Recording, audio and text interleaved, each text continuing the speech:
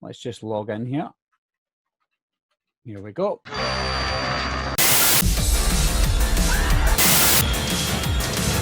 Everybody's a suspect! Coming to get you, Bobber. Wolfman's got Nards! Host is a 2020 horror movie directed by Rob Savage, and it stars Hayley Bishop, Gemma Moore, and Emma Louise Webb. We're going to do this movie review a little bit differently today, guys. The audio's not as good, the video's not as good, because we're doing it through a Zoom chat. This is a fairly new movie as well, guys, so there's not going to be any spoilers. This is a spoiler-free review. 6 friends hire a medium to hold a seance via Zoom during lockdown, but they get far more than they bargained for as things quickly go wrong. The first person we're introduced to is a girl called Hayley, and she seems to be the most sensible one out of the whole group.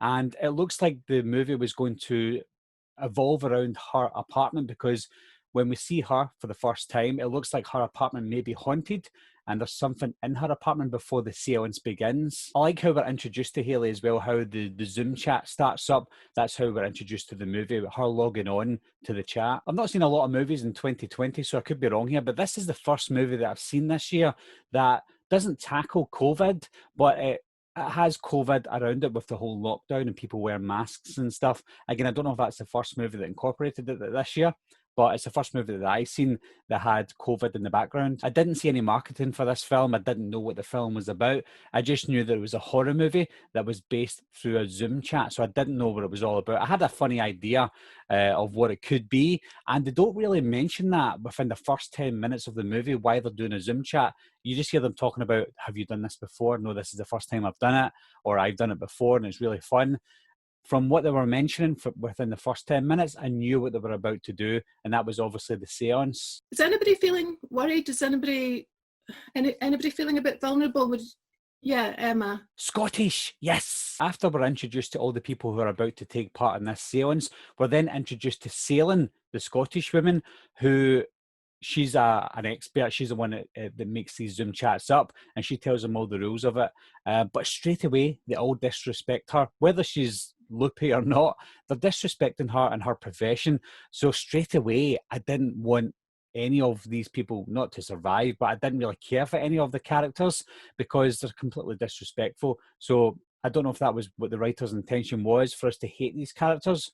But surely you have to have some remorse for the characters to feel for them if something bad does happen. We see the back of Selin's room, and it looks like a medieval castle that she lives in. So I'm not sure if the writers of this film have been to Scotland in over 700 years, but we don't live in castles anymore. It's not like Braveheart over here. We're a very vibrant city in Glasgow, at least.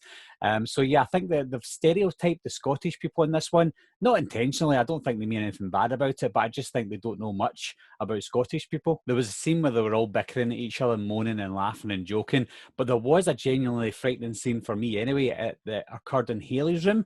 I won't spoil it and I won't show you here, but it was a WTF moment. I'm going to get into all the negatives that I have for this film because most of them unfortunately are negatives. One of the negatives are, I can understand Hayley being frightened because she's alone. She's in the dark and she's alone, so she's got nobody to turn to if anything happens. But all the rest of the girls and guys had someone there that they can talk to. So when they hear a noise, for example, Caroline, she heard a noise and she's frightened. What's that noise? Well, it could actually be your dad that you were talking to 10 minutes earlier. You know, there was a lot of things that could be explained that they're just so worried and scared. I know that maybe they worked themselves up a bit, but people like Caroline, they must have been thinking, well, there's a noise out in the hall. It's probably my dad. I found myself looking away sometimes, and that, again, it isn't a positive, to be honest, because the reason I was looking away is because I was going to get a cheap jump scare. It wasn't a build-up of tension. I wasn't genuinely scared. I just thought, oh, here we go. I'm not scared, but I'm looking into darkness and something's going to jump out and scare me. And that's exactly what it done all the way through the movie. It wasn't a scary movie. It was a jump scare movie. Some scenes were built up to the point where they were very uninteresting. You do get these movies like The Conjuring, for example. They build up a scene with a lot of tension.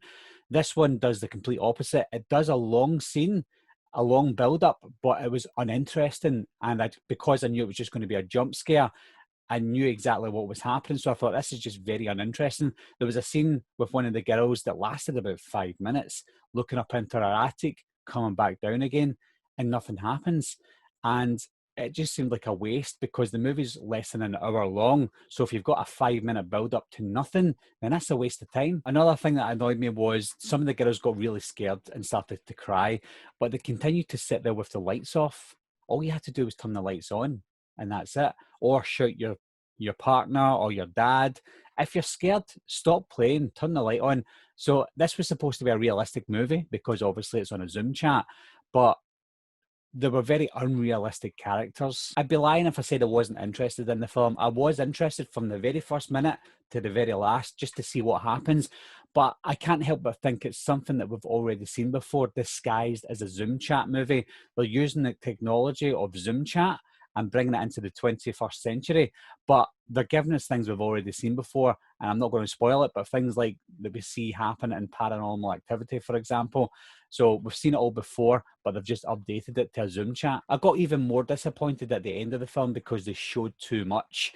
I think all the way through it for the first 50 minutes, they didn't show much. And I appreciated that because I love it to not show things like in the Blair Witch Project, for example. So they'd done that part right until the end. They started to show way too much and do way too much as well. I think that they wanted to shock the audience, and they shocked me. I'm even shocked with what I'm trying to say here, but they did shock me in a way, but they shook me, and then they started to go over the top, and I thought, oh, okay, I know you're showing too much now. I think they're trying to show their skills in their CGI department, but it was just way too much. They showed way too much in the end, and I was very disappointed in that. If I have one positive for this film, it was they were the first to bring out a Zoom chat movie or a Zoom chat horror movie in midst of a lockdown. That's all I can say, because I know there's going to be a lot of lockdown movies, a lot of Zoom chat movies coming out, whether they be horror, comedy, action, or whatever. But Host seems to be the first one to take advantage of that, take advantage of the lockdown, take advantage of Zoom chat in a horror style movie. So that's the positive that I have for it. It just didn't execute it as the way that I wanted it to. Overall, I didn't really like it. I think it was fun to begin with the whole what's going to happen with the seance, but after we find out what happens, it left a sour taste in my mouth. So it's something that I wouldn't watch again. It was a good experiment for the first Zoom chat horror movie. I would like to see more in the future if they're done right. I just think this was a rush job. It was definitely a rush job, obviously. If they took more time with it and didn't get the first Zoom chat horror movie out there, then it could have been better. But for a horror movie that probably cost nothing, they've done a good job. I just wouldn't watch it again. So have any of you guys seen Host? If you have, leave your comments down below. Also, let me know if you think there's potential for another Zoom chat horror movie out there, and what would your idea be? As always, guys, thanks a lot for watching again. Thanks for subscribing. I'll see you soon. Bye-bye.